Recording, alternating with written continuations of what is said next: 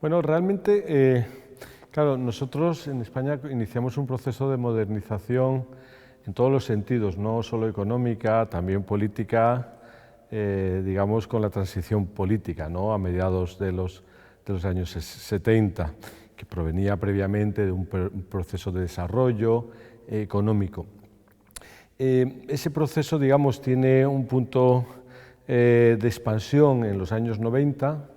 de expansión en todos los sentidos, de actividad económica, de gasto público, por tanto, de crecimiento del bienestar, etc. Y hay un fenómeno muy significativo que a partir de 2008, que es lo que ya efectivamente pues hay un cierto consenso en llamarle como la gran recesión, es la crisis económica. Entonces, bueno, pues diríamos que desde un punto de vista de la estructura social, que muchas veces permanece invisible, ¿no? Y estamos un poquito más en todos estos procesos de cambio político, económico, etcétera, fundamentalmente son los cambios que se han producido en la estructura demográfica. Y en ese aspecto, digamos que aunque a veces tendemos a enfatizar, bueno, pues un poco la trascendencia del caso español, etcétera, tampoco son excesivamente distintos de lo que ha ocurrido en los países de nuestro entorno. Es un proceso, evidentemente, de envejecimiento, pero sobre todo, y ahí sí que podemos destacar una singularidad muy notable, de un inesperado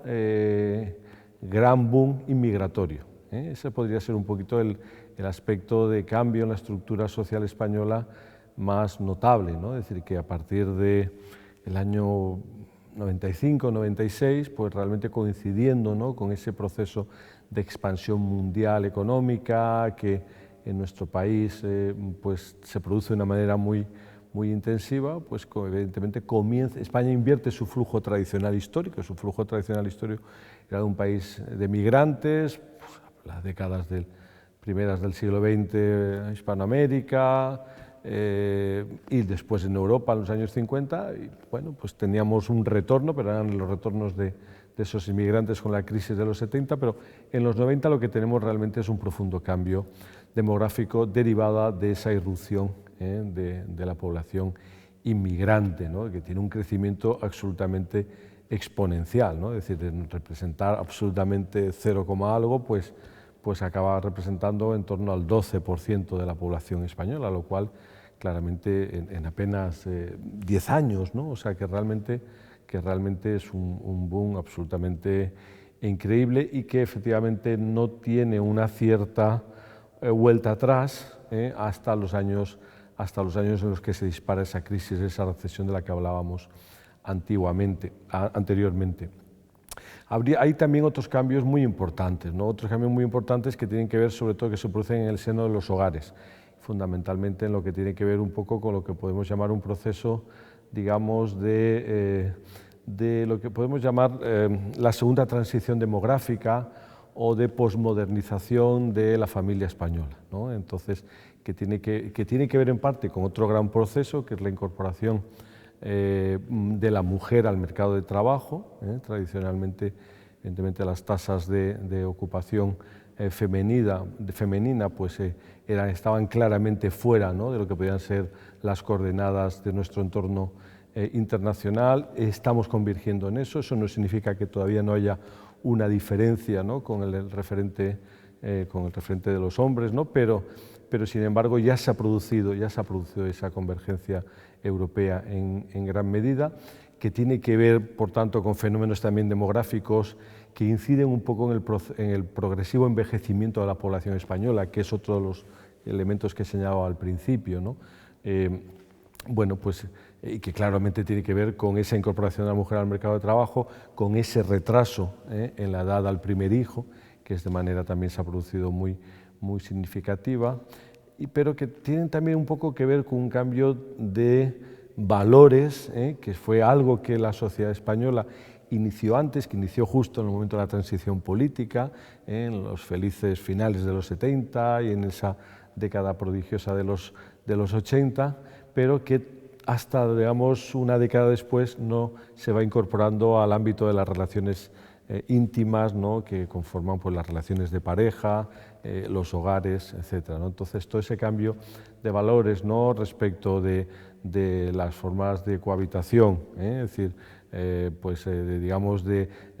la convergencia también con las tasas de lo que puede ser las separaciones matrimoniales, divorcios, ¿no? Durante mucho tiempo estaban enmascaradas esas tasas, pues realmente porque España, como buen país católico, claro, o por lo menos digamos, con una posibilidad de influencia de la Iglesia importante en ese aspecto, pues había introducido esa fórmula intermedia de la separación, ¿no? Cuando eso, digamos, ya con el gobierno de Zapatero se cambió, pues efectivamente los datos de Eurostat enseguida nos señalan una irrupción. Y bueno, pues fundamentalmente un poco los cambios principales tienen que ver por ese aspecto, digamos, demográfico, ¿no?, de la irrupción de la inmigración, por ese cambio, digamos,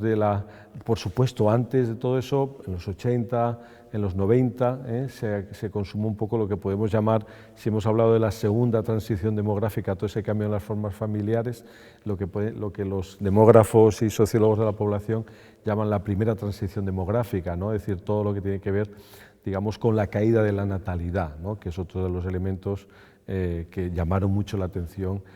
a partir, digamos, de finales de los 80 y hasta efectivamente cuando se comienza a equilibrar, ¿no?, cuando prácticamente casi estamos ahí rozando un crecimiento cero, que es justo en los años 93, 94, 95, que es justo cuando parece que es un interruptor alcanzar ese crecimiento cero y que es el equilibrio, ¿no?, claro, está entre nacimientos y fallecimientos y defunciones, y entonces pues es cuando se produce ese boom de la inmigración. Y esas son así un poquito a grandes rasgos. Tenemos los retos, pues efectivamente en la conferencia inaugural, ¿no?, Alejandro Porter los planteaba, es decir, cómo se produce ese proceso de integración, de cohesión social, ¿no?, con los inmigrantes, sobre todo en las segundas generaciones, la generación de los hijos, ¿no?, cuando ellos ya vienen con una cierta edad y ya con unos ciertos hábitos culturales, ¿no?, que les hace más difícil, ¿no? Pues esos son uno de los retos evidentemente de cómo hacer frente al déficit fiscal que la crisis genera y por tanto un poco eso cómo va repercutiendo en el ámbito de los servicios del estado del bienestar, en la educación, en la sanidad, es también otro elemento importante. ¿Cuál es nuestro modelo productivo? Siempre un poco, pues efectivamente la idea de que en la crisis económica subyace un poco el discurso argumentario, digamos, comunicativo de los actores interesados, partidos políticos, etcétera, pues me parece que un poco las causas son externas, pero digamos que las consecuencias son nuestras, ¿no? Entonces, ¿en qué medida, ¿no?, eso es correcto del todo o no? ¿En qué medida también tiene que ver con nuestras propias singularidades del modelo productivo y cómo puede cambiarse eso? ¿Cómo afecta todo ello, digamos, al ciclo político, digamos, a ese desgaste, ¿no?, que se ha producido del modelo bipartidista,